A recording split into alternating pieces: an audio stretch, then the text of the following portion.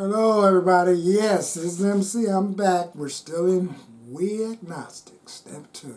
So, before we get started, I've been really trying to brush up on a whole lot of other things on creating this universal recovery type show. So, remember to hit the subscribe button. We're on step 2, getting close to step 3.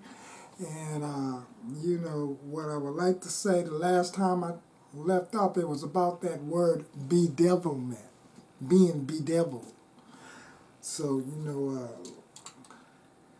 let's go into this with, whatever prayer that y'all using. God, please set aside everything I think I know about these steps, this book, this program, my disease, myself, and especially you, God, for an open mind and a new experience about these steps, this book, this program, my disease, myself, and especially you, God. Please let me see the truth. Or you probably using the lay aside prayer, serenity prayer. On page 52, remember to subscribe. Share the video if you like. Bottom in the middle page of page 52 in the textbook of Alcoholics Anonymous, it say, like in the middle of the page, we had to ask ourselves, why shouldn't we apply our human problems this same readiness to change our point of view? So in the past videos, I had this God ideal, challenging my God ideal, and then this point of view. How as I'm looking at this God ideal. And then, where have I been with this point of view? My past experience, my agnostic experiences that I have with drug and alcohol. So it also says, here's the first one, our point of view. We were having trouble with personal relationships, mom, pop, dad, people at the grocery stores, a whole lot of situations. Look at your situation, your kids, the employer, whatever. Personal relationship. We couldn't control our emotional natures either. See? We couldn't control our emotional natures. We were a prey to misery and depression. Can you imagine being just a prey? Do you know those animal shows? What is a prey to misery and depression? A prey. That means like a victim.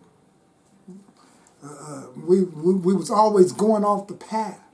So if I'm going off the path, I'm a prey to misery and depression. We couldn't make a living. We had feelings of uselessness. We were full of fear.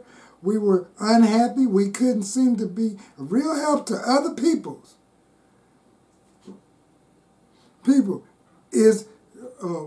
was not a basic solution of these bedevilments more important than whether we should see newsreels of lunar flights? Of course it was. So that means I'm missing out on life. I'm missing out on what's happening on the news, or what's going on in the world, what's going on in my family, what's going on at my job, what's going on at church, whatever, anything I'm involved with. These bedevilments, all these events going on. And I'm on alcohol, drugs, is allowing me to miss out on this. And I'm using alcohol and drugs as a crutch to control my emotional nature. So I'm never having a real good control over my emotional nature. The Band-Aid is loose. The Band-Aid of alcohol, drugs, food, gambling, sex, all that is loose now. So that's one of the reasons why I have to come to believe in a power more greater than myself could restore me to sanity. Let's push off and begin with the rest. Remember, when I'm going to hit some highlighted parts right on this. Let's go to 53.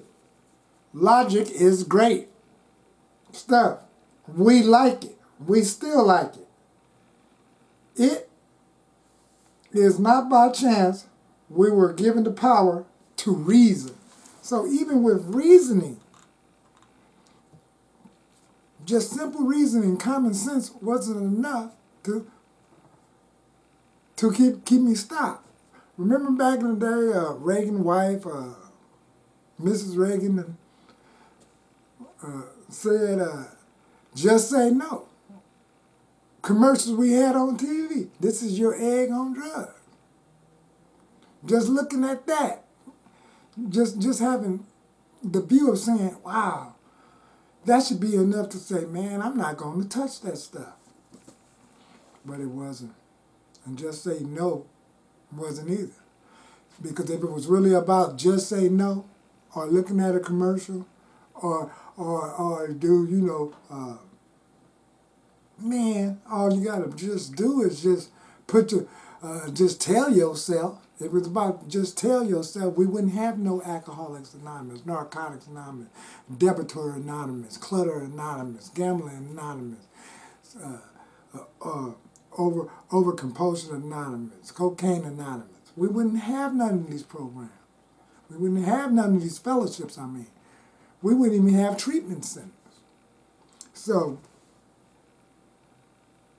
it's just not that simple. And then,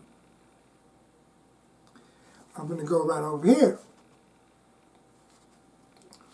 When we became alcoholics crushed by a self-imposed crisis, we could not postpone or evade. We had to fiercely face the proposition that either God is everything or else He is nothing. God either is or He isn't. What is your choice to be? But we're going to go right back to the other page also. So, I really don't like, when we saw others, and this is where some of the God ideals came, back to 52, when we saw others solve their problem by a simple reliance upon the spirit of the universe, we had to stop doubting the power of God. Our ideals didn't work, but the God ideal did. So it's just the ideal of this God. And so, the God ideal. So my ideals in alcohol, cocaine, and all these things, and marijuana and weed, was an ideal early on that if I just relax my nerves, I may be able to handle and stop being a prey to misery and depression within my life. And then with that, it leads to the wrong type of reasoning. It was rational reasoning, and it never worked. So, I'm bouncing around the place, but let's go to 52. Hopefully,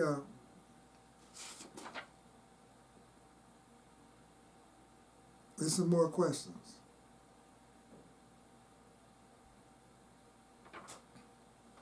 Let's go to the bottom of 53. Right there. The bottom of 53 simply is just saying that we was natural, but let us think a little more closely. Without knowing it, had we not been brought to where we stood by certain kinds of faith? That's the question. For did we not believe in our own reasoning? Did we not have confidence in our ability to think? What was that but a sort of faith? Yes, we had been faithful, objectively faithful to the God of reasoning. So in a way or another, we discover that faith had been involved all the time. So the God of reasoning, like I mentioned, it's the God of reasoning was, I had that emergency type of God. Like if everything going good, God is cool. Like if God give me this job, or God let me go and work back with my father, or if I find money, God is good. But when I'm broke, where's my reasoning in that now? Why God ain't good when I'm broke? I should be empowered. So I learned this in the step that I'm empowered to make more money. I shouldn't be self-loathing. I shouldn't be a prey to misery and depression. So this God of reasoning is very questionable. Then I look around and I say, damn. When I'm having bad things with throughout life, I'm up here looking around and I see God working in everybody else's life. Why isn't God working in my life like He is with those the people that go to my church? I'm only looking at the outside appearances, the Jehovah's Witnesses, the Muslim, the Catholic, the people I see on TV, the people I see in commercials, the people I see everywhere.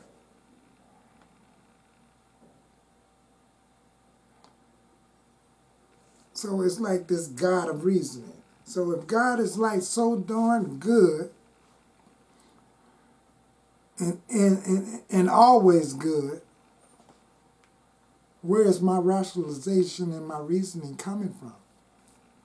And early on I said we have these impressed ideals impressed upon us about this higher power.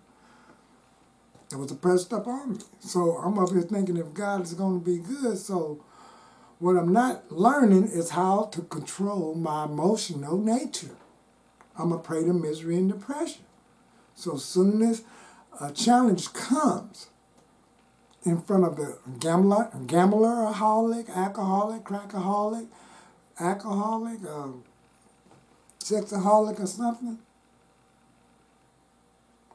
these are like hurdles. Just say these emotions. These are emotional hurdles that once I get to the other side, get back to the back of the line and get ready to have another, with your ticket and have another turn. And these are the things that we learn right in the fellowship and the different rooms of recovery and throughout life. That everybody gets a turn to be tested with their God reasoning, your faith, your belief system. So with that, I ain't going to stay real long right there. And then it's going to say, arrived at this point, we were squarely confronted with the questioning of faith. I'm just going to read that sentences. Y'all can check out the rest. 54. Got some more footnotes over here.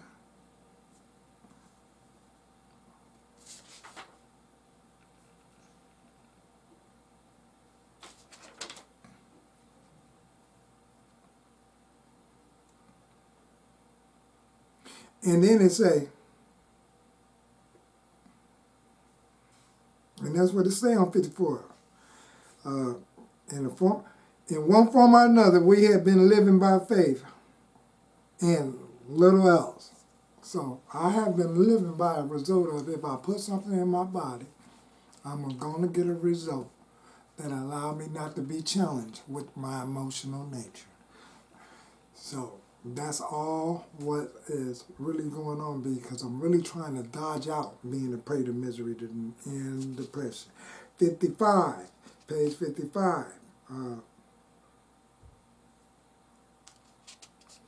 Then we start to learn writing the work. Yet,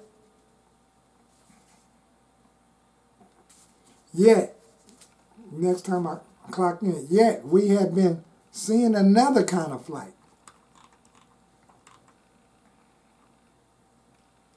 A spiritual liberation from this world, a freedom. People who rose above their problems. They said God made these things possible and we only smiled. We had seen spiritual release, but like to tell ourselves it wasn't true. So, that's like me watching the Soul Train Awards, the Grammys, the Oscars, and I remember this time getting sober, questionable to those other 3 times that I went in and out of treatment.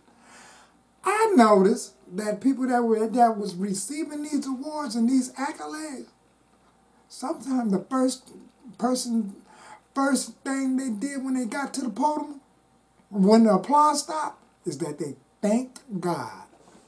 It blew me away. Being on this planet, watching the Grammys, the Oscars, all this time, I never noticed that some of these people was thanking God. Thanking their mom, their dad, their parent, a support system. So, that's what I'm talking about. Actually, we were fooling ourselves. And this is the part that I really love the most. Actually, we were fooling ourselves, for deep down in every man, woman, and child is the fundamental ideal of God. It may be obscured by calamities and difficulties and stuff like that, That's what that calamity is. Roadblocks. By pomp of worship of other things. But in some form or another, it is there for faith in a power greater than ourselves and in miraculous demonstration of that power in human lives are fact as old as man himself.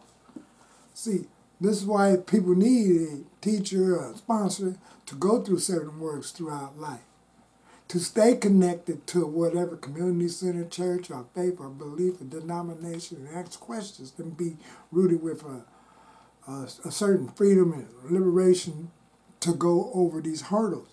See, the fundamental idea, when they say that, it clicked, is within me. So, God blew the fundamental idea within every man, woman, and child. So if I inhale, or if all the air is tucking out of this room, I will cease to exist. But then when I exhale, there's life. So the fundamental idea of life and living with a faith and a power more greater than MC is deep down within me. An idea. A conception is an idea. So what we found is that we finally saw that faith in some kind of God was a part of our makeup. That's all what I just got finished saying. Just as much as feeling for a friend. Sometimes we had to search fiercely, but he was there. He was much as fact as we were. We found the great reality deep down within us. So this is the reason why why society see a lot of us sober. A lot of us gaining sobriety time. Because we know the deep reality of God is deep down within us. Not way over there on Jupiter or Mars or behind a cloud or, on the other side of the mirror in your bathroom or in your bedroom. Deep down within us. So later on, down, when you get to step 10, 11, and 12, that's why it basically really say, we quicken you to go back to see where these religious folks and denominations were right. So now, I couldn't wait to get to those parts of the steps so I could see my true condition when I'm sitting in those pews to not be on defense no more. All right, so it say, I'm not gonna read one sentence. We can only clear the ground a bit. It is, if our testimony helps sweep away prejudice, enables you to think honestly, encourages you to search diligently within yourself. That's what everyone should check within yourself. Next time you go to Sunday school or church, or are you listening on to church on Channel 40 or TBN and YouTube or something, check within yourself to see if you're on the right path.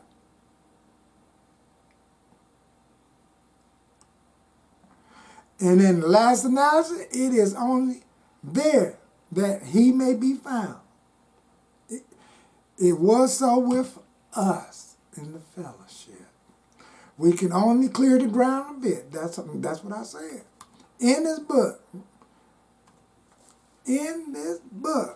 you will read the experience of a man who thought he was an atheist. His story is so interesting that some of it should have been told now. His changes of heart was dramatic, convincing, and moving. Our friend was a minister's son. He attended a church school where he became rebellious at what he thought the overdose. So this is a little short story. Was an overdose of religion and education. For years thereafter, he was dogged by trouble and frustration. The business failure, insanity, fatal illness, suicide, these calamities in his immediate family embittered and depressed him. Post-war delusionment, ever more seriously, alcoholism, impending mental and physical collapse brought him to the point of self-destruction. One night, he was confined in a hospital and he was approached by an alcoholic, crackaholic, overeaterholic, whatever, whatever. That's who had known a spiritual experience. Our friend Gorge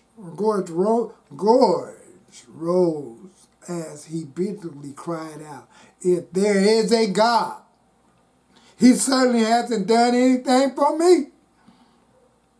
But later, alone in his room, he asked himself this question: is it possible that all these religious people I have known are wrong? And that's some of the questions I had to ask myself. And it was funny when I seen it in this book, because when I saw it in this book, I said, dang, I'm going to be asked this question. Wow, because I always pondered that thought. Even while I was out there using and drinking and doing all that stuff, I always pondered that thought. Could it be that I was wrong? Is it possible that all these religious people I have known were wrong? Wow, pondering the answer, I felt as though he lived in hell. That's how I was feeling, like I'm going in and out of hell. All up under my own making because of those bedevilments that I mentioned earlier. Then like a thunderbolt, a great thought came, and the crowd out all else. Who are you to say there is no God? So, with that, it's only, what, 4 more paragraphs and stuff left. So, I would like to thank everybody for checking in. Next video should be step 3. And, step 3 is like, it's going to be, he made a decision to turn our will and our lives over to the care of God as we understood Him. So this is where the being restored is about to kick in. Until then, have a blessed and lovely day. Thank you for showing up to the show. Remember to subscribe, like, share this video. Even if you have to share it within one of your treatment center groups. Until then, keep coming back.